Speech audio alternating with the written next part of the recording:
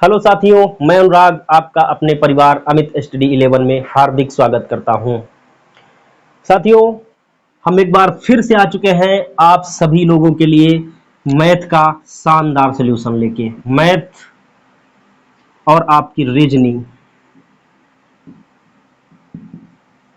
जो कि आपके करा रहे होंगे अमित सर।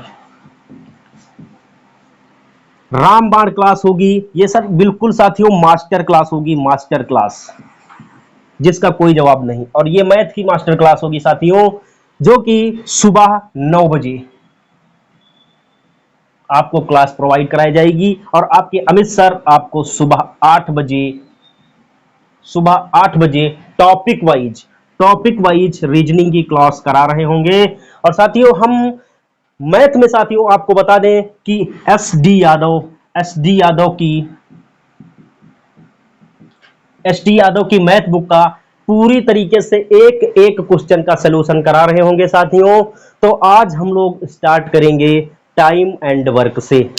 साथियों, टाइम एंड वर्क से स्टार्ट करेंगे और एक एक क्वेश्चन का सलूशन करते हुए चलेंगे। और जिन साथियों के पास एस डी यादव बुक है वो अपनी बुक से क्वेश्चन को देखेंगे, और जिन साथियों के पास एस डी यादव बुक नहीं है वो हमारे टेलीग्राम चैनल से जुड़ सकते हैं, ताकि आपको पीडीएफ प्राप्त हो सके। और पीडीएफ से आप क्वेश्चन, पीडीएफ में आपको क्वेश्चन मिल जाएंगे और आपको सलूशन यहां एकदम शानदार तरीके से कराया जाएगा।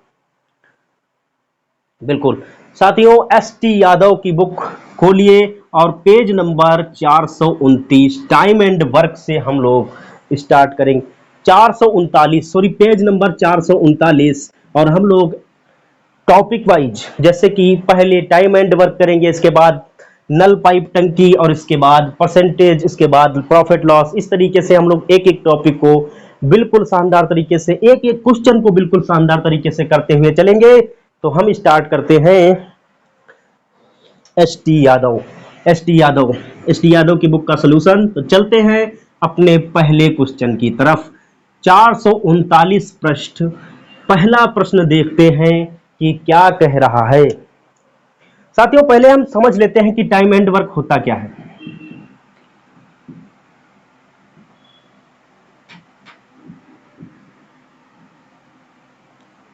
काम और समय। वर्क का मतलब होता है काम, टाइम का मतलब समय। समय, काम और समय। तो साथियों, इसमें अलग अलग प्रकार के क्वेश्चन बनते हैं और इसमें निश्चित ही यह टॉपिक एक ऐसा टॉपिक है जहां से हर एक एग्जाम में कम से कम 2 और मैक्सिमम से मैक्सिमम 3 या 4 प्रश्न बन जाते हैं। वो फिर डिपेंड करता है कि उस एग्जाम में कितने क्वेश्चन मैथ के आ रहे हैं। तो चलते हैं पहले प्रश्न की तरफ। दोस्तों, देखिए पहला प्रश्न क्या कह रहा है। आप अपनी बुक में देख सकते हैं या फिर हमारे टेलीग्राम चैनल से जुड़ सकते हैं। तो पहला प्रश्न कह रहा है साथियों, रंगकर्मी ए एक घर 40 दिन में रंग सकता है। मान लेते हैं रंगकर्मी ए एक घर को 40 दिन में रंग सकता है। रंगकर्मी बी 60 दिन में रंग कर सकता है। एक है रंगकर्मी बी जो इसे 60 दिन में रंग सकता है। सी की सहायता से उन्होंने, पहले साथियों हम थोड़ा सा इन प्रश्नों को शुरुआत से स्टार्ट करेंगे। जैसे कि टाइम एंड वर्क, काम और समय स्टार्ट हो रहा है आपका जो है पृष्ठ नंबर 431 से। इसमें सी की सहायता तुरंत आ गई, इसलिए हम यहां से नहीं करेंगे, क्योंकि हम लोग करेंगे शुरू से, ताकि आपको बेसिक से चीजें समझ में आ सकें। पहले मैं एक दो क्वेश्चन आपको अपने तरफ से बनाकर दे रहा हूं। जैसे समझिए, ए किसी कार्य को 20 दिन में करता है, बी उसी कार्य को 15 दिन में करता है। तो ए प्लस बी दोनों साथ मिलकर उस कार्य को कितने दिन में करेंगे, उस कार्य को कितने दिन में करेंगे, मतलब हमें दिन की संख्या निकालनी है। बस पहले बेसिक से समझने का प्रयास कीजिए कि टाइम एंड वर्क होता क्या है। जैसे कह रहा है ए किसी कार्य को 20 दिन में कर सकता है और बी उसी कार्य को 15 दिन में कर सकता है। तो सबसे पहले हम क्या करेंगे, दोनों का एलसीएम लेंगे। दोनों का एलसीएम मतलब दोनों का एलसीएम हमें क्यों लेना पड़ रहा है, क्योंकि टोटल वर्क हमें प्राप्त हो जाएगा। क्योंकि अगर ए और बी कि दिनों की संख्या का अगर हम एलसीएम लेते हैं तो हमें टोटल वर्क प्राप्त हो जाएगा, मतलब किया गया कार्य। तो 20 और 15 का एलसीएम होगा 60।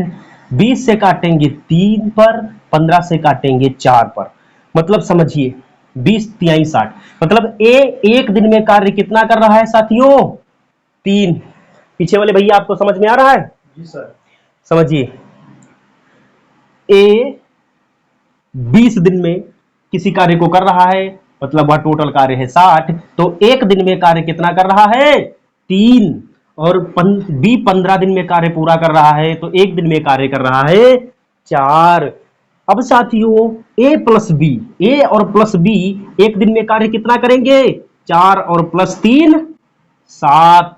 टोटल काम है 60 और 60 को हम डिवाइड करेंगे 7 से, तो 7 अट्ठे 56, 4 60, यानी कि आपका सही उत्तर प्राप्त होगा 8 सही 4/7। यहां तक किसी साथी को कोई दिक्कत नहीं होनी चाहिए, बेसिक सी चीजें हैं। हम चलते हैं अगले प्रश्न की तरफ। किसी को कोई दिक्कत साथी यहां तक समझ में आ रहा भैया, कोई समस्या? सर चलते हैं आगे की तरफ। एक अगला प्रश्न दे रहे हैं हम कि ए किसी कार्य को 12 दिन में कर सकता है और बी उसी कार्य को 20 दिन में कर सकता है। तो दोनों मिलकर ए प्लस बी दोनों मिलकर उस कार्य को कितने दिन में करेंगे?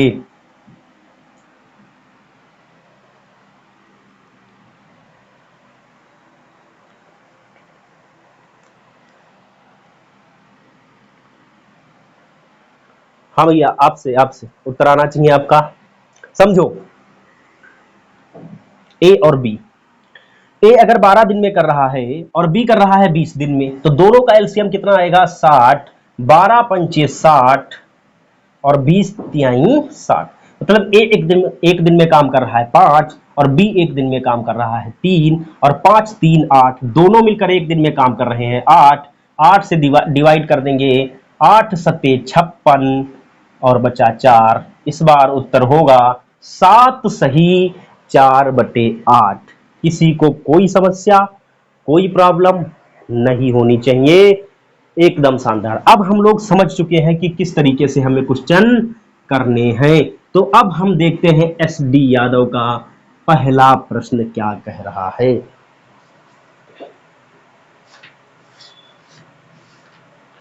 कह रहा है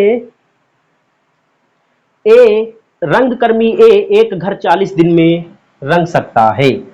रंगकर्मी ए एक घर को 40 दिन में रंग सकता है। रंगकर्मी बी उसी घर को 60 दिन में रंग सकता है। 60 दिन में रंग सकता है। सी की सहायता से उन्होंने केवल 20 ही दिन में यह काम कर लिया। तो सी अकेले यह काम कितने दिन में कर सकता है? साथियों, यह प्रश्न थोड़ा सा बढ़िया लेवल का है, इसलिए समझिए। ए अकेले 40 दिन में, बी अकेले 60 दिन में, और कह रहा है कि सी की सहायता से उन्होंने केवल 20 दिन में ही यह काम कर लिया। अब यानी कि सी की सहायता जब ली, ए प्लस बी और प्लस सी, तो यह काम हो गया 20 दिन में।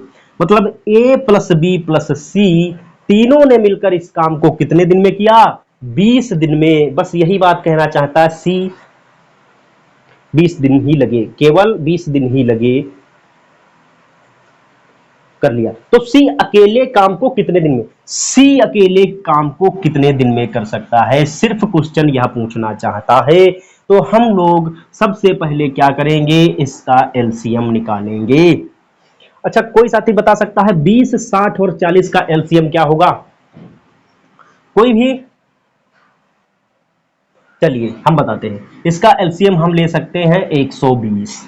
40 से काटेंगे 3 पर जाएगा, 60 से काटेंगे 2 पर, और 20 से काटेंगे तो 6 पर। समझो, मतलब ए एक दिन में काम कर रहा है 3, और बी एक दिन में काम कर रहा है 2, और ए प्लस बी प्लस सी एक दिन में काम कर रहा है 6। इसका मतलब क्या है, ए प्लस बी, यहां समझिए ए प्लस बी प्लस सी काम कर रहा है 6, जिसमें से ए प्लस बी काम कर रहा है 5। मतलब समझिए, देखिए ए प्लस बी और प्लस सी माइनस कर देंगे ए प्लस बी, तो ए प्लस बी से ए प्लस बी कट जाएगा, मतलब सी निकल के आएगा। तो सी की इफिशियंसी निकल के आई 1। किसी साथी को कोई समस्या, कोई दिक्कत नहीं होनी चाहिए, समझिए।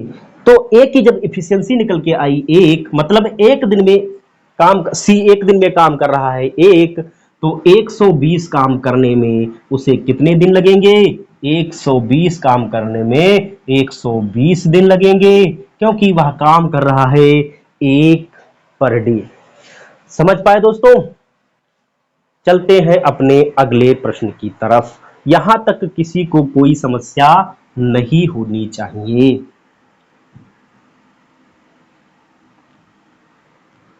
अगला प्रश्न है कि मम्मी 15 घंटे में 75 केक बना सकती हैं।